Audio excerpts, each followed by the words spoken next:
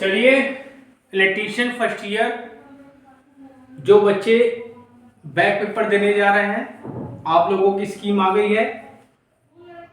25 मार्च से 31 मार्च के बीच में आपके सीबीटी एग्जाम होने हैं। ठीक है, तो उनके लिए संजीवनी बूटी सीरीज में लाया हूं। उसी सीरीज में आज कुछ और इंपॉर्टेंट क्वेश्चन मैं आपको इलेक्ट्रीशियन फर्स्ट ईयर के बच्चों के लिए बताने जा रहा हूं। ये क्वेश्चंस आप जरूर देख के जाइएगा और पढ़ लीजिएगा। अगर ये आप क्वेश्चंस देखते हैं तो निश्चित तौर पे आप अच्छे नंबरों से पास होंगे। ठीक है, इससे पहले अगर आप चैनल पे नए हैं तो प्लीज मेरे चैनल को लाइक करिए, शेयर करिए, सब्सक्राइब जरूर करिए। चलिए देखते हैं, ये क्वेश्चन इंपॉर्टेंट है। ये क्वेश्चन पूछा गया कई एग्जाम में। समांतर परिपथ में R2 का मान होगा। यहाँ पे आप देखिए तीन रेजिस्टेंस आपके R1, R2, R3 समांतर में कनेक्टेड है और इस सर्किट में 15 एम्पियर की करंट फ्लो हो रही है और सप्लाई क्या दे दी है, 24 वोल्ट की सप्लाई दी गई है। अब आपको इसमें R2 की वैल्यू निकालनी है। ठीक है, तो अगर आपको बेसिक पता है तो आप क्वेश्चन आराम से सॉल्व कर लेंगे। चलिए देखते हैं। देखिए, ये आपकी आई करंट होगी, यहाँ पे जो करंट फ्लो होगी वो I1 होगी, यहाँ पे जो करंट फ्लो होगी वो आपकी I2 होगी, यहाँ पे जो फ्लो होगी वो I3 होगी। ठीक, तो समांतर सर्किट में क्या होता है, I equal to I1 plus I2 plus I3 होता है। ठीक, अब यहां पे टोटल करंट दे दी है आपको 15।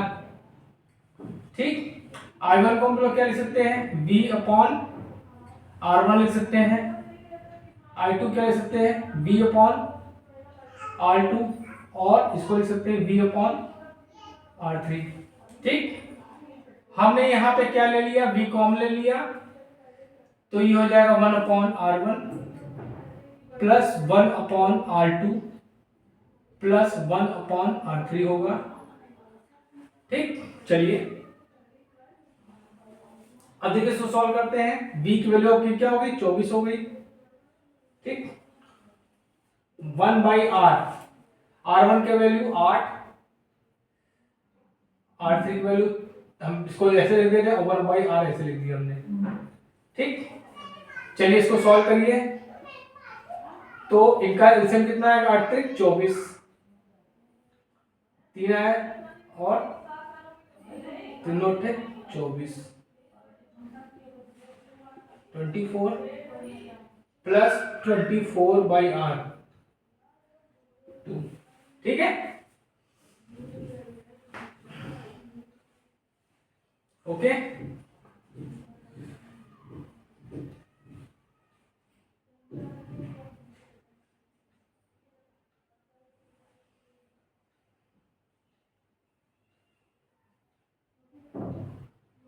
ठीक है, तो ये क्या हो जाएगा, ये हो जाएगा आपका कैंसिल आउट हो जाएगा यहाँ पे। तो क्या है, 11 plus 24 by R2 equal to 15। ठीक है, सो यहाँ पे अगर हम 15 की क्या रहेगा, 24 बाई R2 इक्वल टू, इसमें इसको 15 में से 11 को हम घटा देंगे तो ये आ जाएगा आपका 4। तो R2 की वैल्यू क्या हो जाएगी, ये 24 इधर है तो हो जाएगा 24 अपॉन 4 6। तो बच्चों कितना आंसर आ जाएगा, 6 is the right answer. Note कर लीजिए, बहुत इंपॉर्टेंट क्वेश्चन है।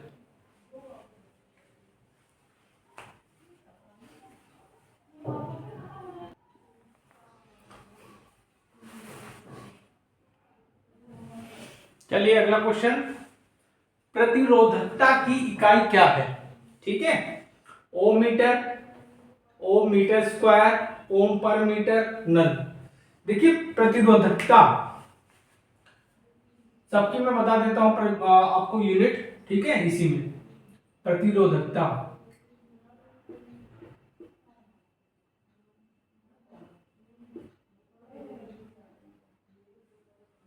प्रतिरोधकता की मात्रक होता है ओम मीटर। चालकता का मात्रक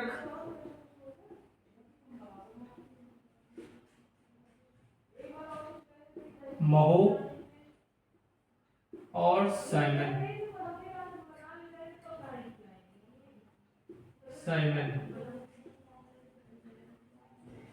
ठीक।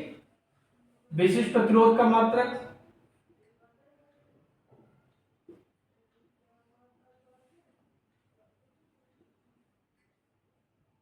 विशिष्ट चालकता, विशिष्ट प्रतिरोध और प्रतिरोधकता एक ही चीज है, ठीक है। ओके, विशिष्ट चालकता,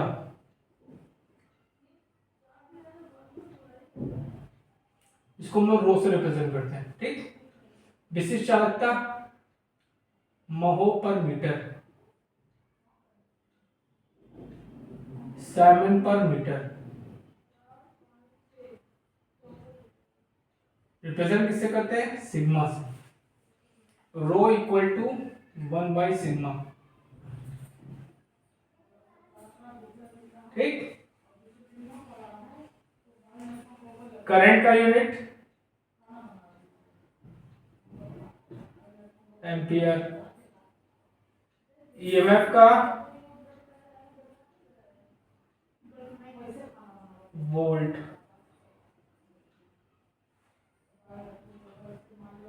चार्ज का कूलाम, प्रतिरोध का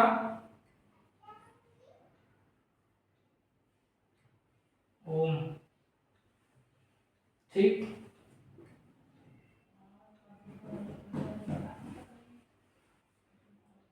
प्रतिरोध तापमान का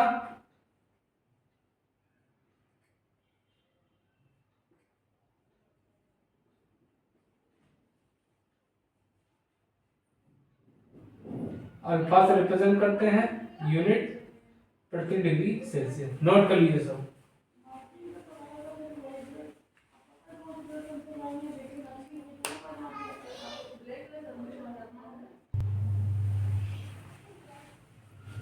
देखिए ये क्वेश्चन वेरी इंपॉर्टेंट एग्जाम के लिए, सीबीटी एग्जाम के लिए।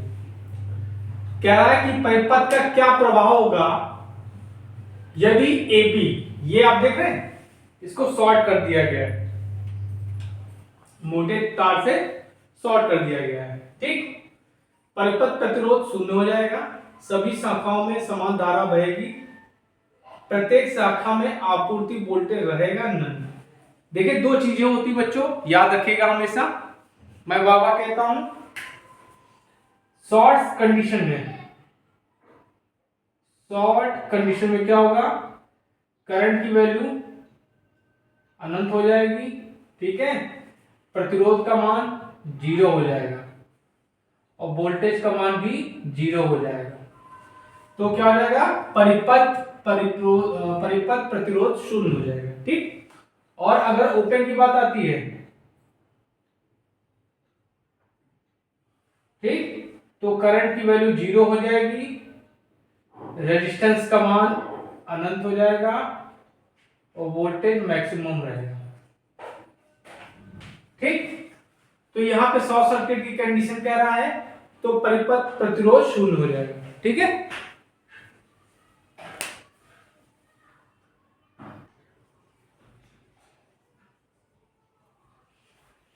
अब देखिए ये भी क्वेश्चन बहुत इंपॉर्टेंट है, इस तरह का क्वेश्चन कई एग्जाम में पूछा गया है। एक आपको बीट स्टोन ब्रिज दे दिया गया है, ठीक है।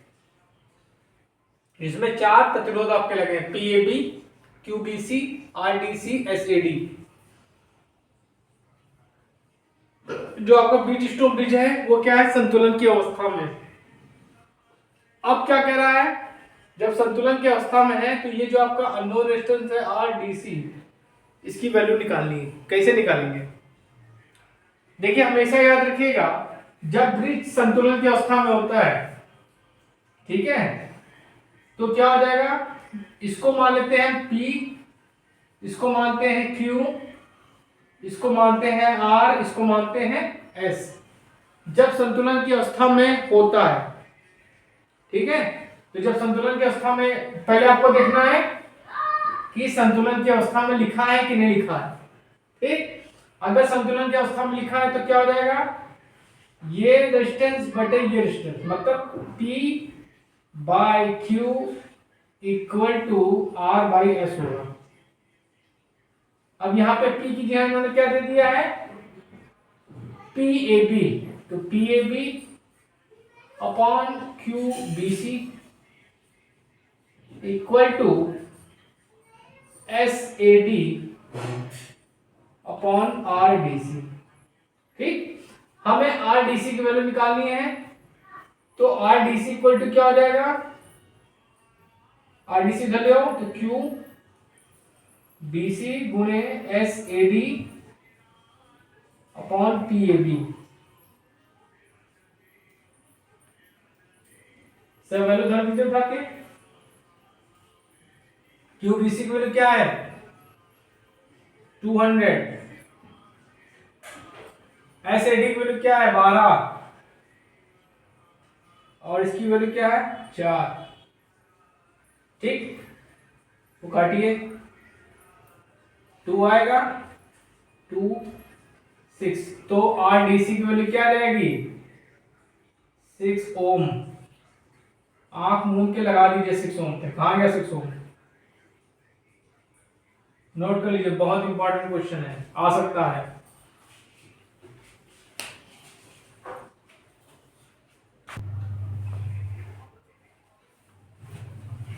देखिए ये भी इंपॉर्टेंट क्वेश्चन है, ये जो मैं क्वेश्चन आपको बता रहा हूं ये सब इंपॉर्टेंट क्वेश्चन बता रहा हूं। क्वेश्चन तो आपके बहुत हैं, लेकिन जो इंपॉर्टेंट क्वेश्चन है उन्हीं को आपको देख के जाना है, क्योंकि आपके पास इतना टाइम नहीं बचा है। ठीक है, चलिए देखते हैं। किस पदार्थ में ऋणात्मक ताप गुणांक का गुण होता है, यूरेका, अभ्रक, तांबा, मैंगानीज। तो देखिए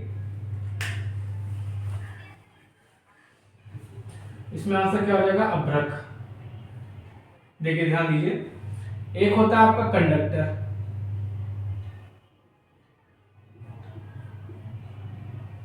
एक होता है आपका सेमी कंडक्टर,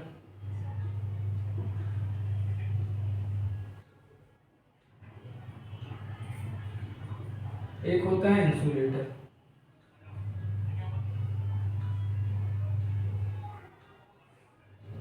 ठीक, इंसुलेटर। कंडक्टर में क्या होता है, देखिए जो ये जो होता है प्रतिरोध ताप गुणांक, प्रतिरोध ताप गुणांक, इसको रिप्रेजेंट करते हैं अल्फा से, और इसका जो मात्रक होता है प्रति डिग्री सेल्सियस, ये भी आप याद करिए। कंडक्टर जो होता है इसका जो प्रतिरोध ताप गुणांक क्या होता है पॉजिटिव होता है, पॉजिटिव होता है, और सेमीकंडक्टर और इंसुलेटर का क्या होता है नेगेटिव होता है।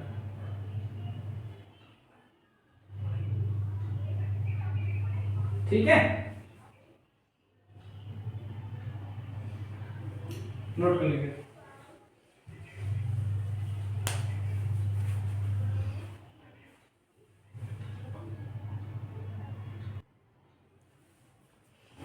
अब देखिए ये क्वेश्चन तो आपका ओम के नियम से एक क्वेश्चन धरा ही धरा है, ओम के नियम से एक क्वेश्चन आपका एग्जाम में धरा ही धरा है। ठीक है, क्या कह रहा है कि ओम का नियम है V is equal to I R, V upon I equal to R, V is directly proportional to I, I is directly proportional to V, सभी। तो बच्चों ये इसमें आंसर क्या होगा सभी, ये सभी आपके ओम के नियम है। ठीक है, एक नियम और एक और होता है I इक्वल टू जीवी, I इक्वल टू जीवी, इसमें G क्या है आपका कंडक्टेंस है।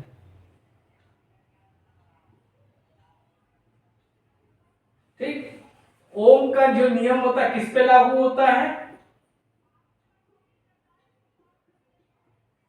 3 पे लागू होता है,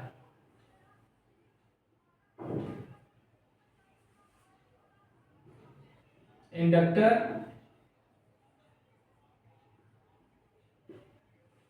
कैपेसिटर और रेजिस्टर, इनको बोलते हैं पैसिव एलिमेंट्स। क्या बोलते हैं पैसिव एलिमेंट्स।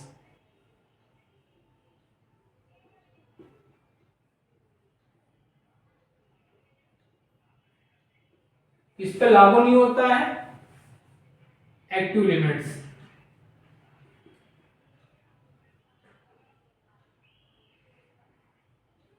एक्टिव एलिमेंट्स पे लागू नहीं होता है। एक्टिव एलिमेंट्स क्या होते हैं? Semiconductors.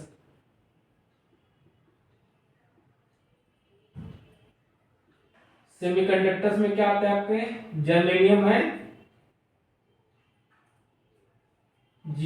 Sorry, germanium silicon semiconductor, और जर्मेनियम सिलिकॉन डायोड, ठीक है, ट्रांजिस्टर, इन सब पे ओम्स का नियम जो है लागू नहीं होता है, ठीक है, ये लागू नहीं इस पे। और क्वेश्चन पूछा था इनका जो क्या होता है, कर्व होता है, कैसा होता है? स्ट्रेट होता है। क्या होता है? स्ट्रेट होता है। ये V हो गया आपका, ये I होगा, और ये V by I equal to R, ये आपका ओम्स लॉ है, ठीक है। ओम्स लॉ से रिलेटेड पॉइंट्स है, नोट कर लीजिए।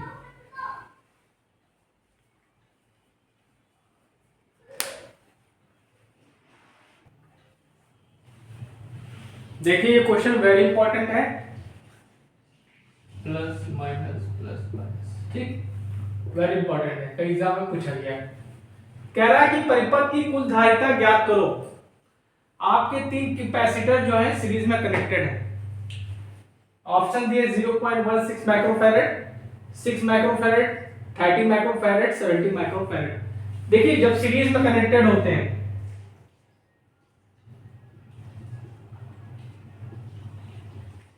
तो total capacitance Ct equal to हो जाएगा 1/C1 C2 C3, ठीक, यही फॉर्मूला हम लोग लगाएंगे। तो 1/Ct, पहली वैल्यू 30, दूसरे की 10, तीसरे की 30। एलसीएम कितना आया? 1/Ct इक्वल टू 30, 1 प्लस इसको वर्क किया 3 आया 1, तो 1/Ct इक्वल टू 5/30। तो Ct इक्वल टू क्या रहेगा? Total capacitance 30/5, 5 6 30, 6 microfarad. तो आप नोट के आप 6 माइक्रोफैरेड पे लगा दीजिए, नोट कर लीजिए, बहुत इंपॉर्टेंट क्वेश्चन है ये, ठीक है।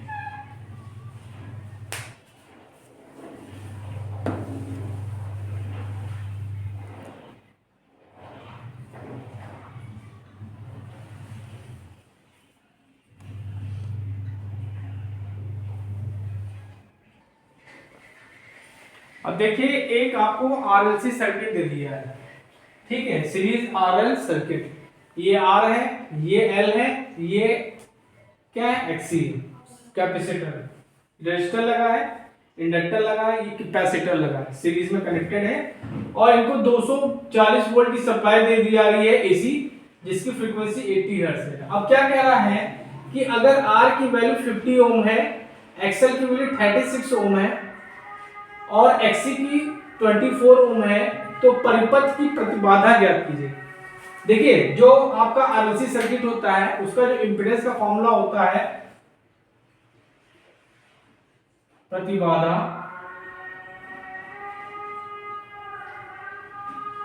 प्रतिबाधा को हम लोग Z से रिप्रेजेंट करते हैं, ये होता है आपका रूट टाइम्स R का square plus XL minus XC का स्क्वायर। इसी फॉर्मूले का हम लोग यूज करेंगे।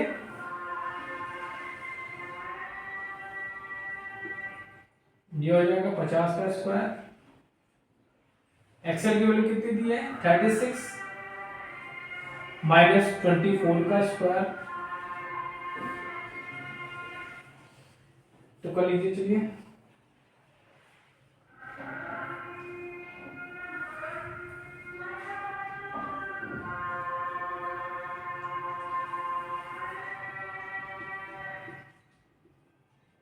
टू 1, ठीक है।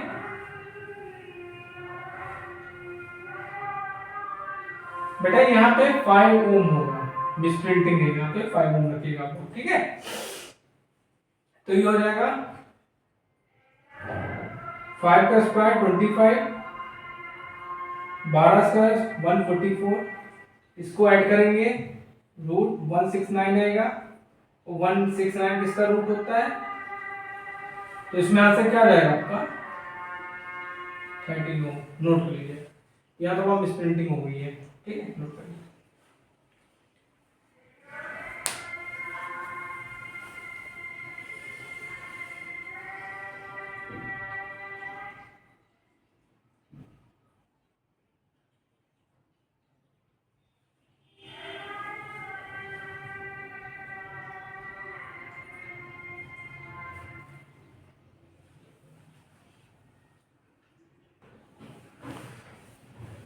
चलिए आज के लिए लास्ट क्वेश्चन, एडमिटेंस का व्युत्क्रम है इम्पीडेंस, कंडक्टेंस, सबस्टेंस, ठीक है। देखिए एडमिटेंस को हम लोग रिप्रेजेंट करते हैं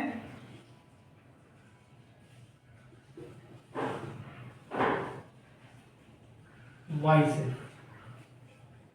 y इक्वल टू होता है इम्पीडेंस,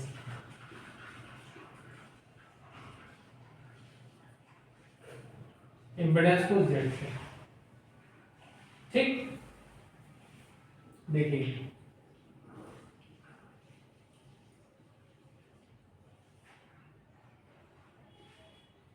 ये हो गया आपका थीटा, ये हो गया आपका इम्पीडेंस, ठीक है। ये आपका हो गया रेजिस्टेंस,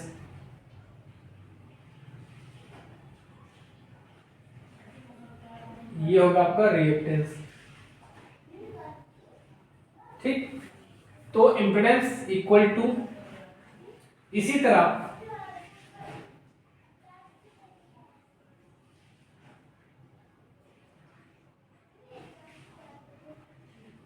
ये हो गया आपका एडमिटेंस,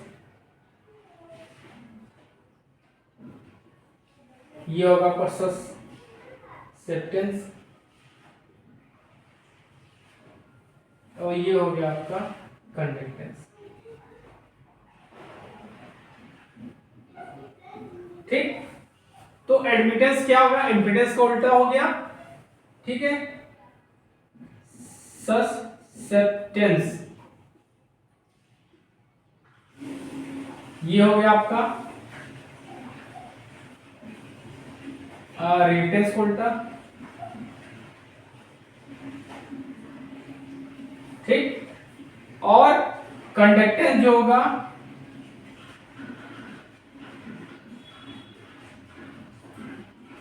ये रेजिस्टेंस का उल्टा हो गया, ठीक। यहां पे क्या था, Z equal to R square plus X square, इसके लिए, और इसके लिए क्या होगा y equal to G square plus B square. Note कर लिए, बहुत अच्छी चीज बताया आपको, ठीक है।